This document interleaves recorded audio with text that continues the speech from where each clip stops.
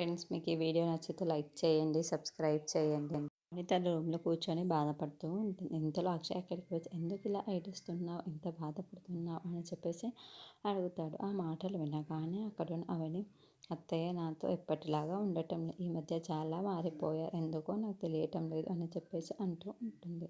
ఆ మాటలు వినగానే అక్కడున్న అక్షయ్ మాత్రం నువ్వు బాధపడుతున్నట్టు లేదు, మా అమ్మ మీద నాకు కంప్లైంట్ ఇస్తున్నట్టు ఉంది అని చెప్పేసి అంటాడు. ఆ మాటలు వినగానే అక్కడున్న అవని ఒక్కసారిగా షాక్ అయిపోయి చాలా బాధపడుతూ ఉంటుంది. ఇంతలో కమల్ వాళ్ళ రూమ్ దగ్గరికి వస్తాడు. అక్షయ్ చాలా కోపంగా వెళ్ళిపోవడం చూసి ఏమైంది, ఎందుకు ఇంత బాధపడుతున్నావు అని చెప్పేసి అడుగుతూ ఉంటాడు. ఇంతలో అది చూడగానే అక్కడున్న అవని మాత్రం అందరు బాధ పెట్టేవాళ్ళే కానీ నన్ను అర్థం చేసుకునే వాళ్ళు ఎవ్వరు లేరు ఇక్కడ అని చెప్పేసి ఏడుస్తూ ఉంటుంది.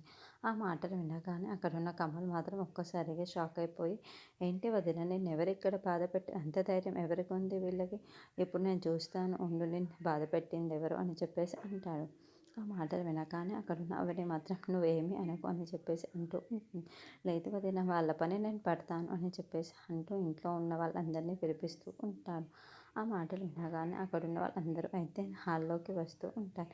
ఏంటి మా వదినని ఎవరు బాధ పెట్టారు, ఎంత ధైర్యం ఉంటే మా వదిన మీ వల్లే ఎందుకు బాధపడుతున్నట్టుంది, ఎవరు ఈ పని చేశారు అని చెప్పేసి గట్టిగా నిలదీస్తూ ఉంటాడు. ఇంతలో అవన్నీ వచ్చి ఏం లేదు కమల్, నువ్వు సైలెంట్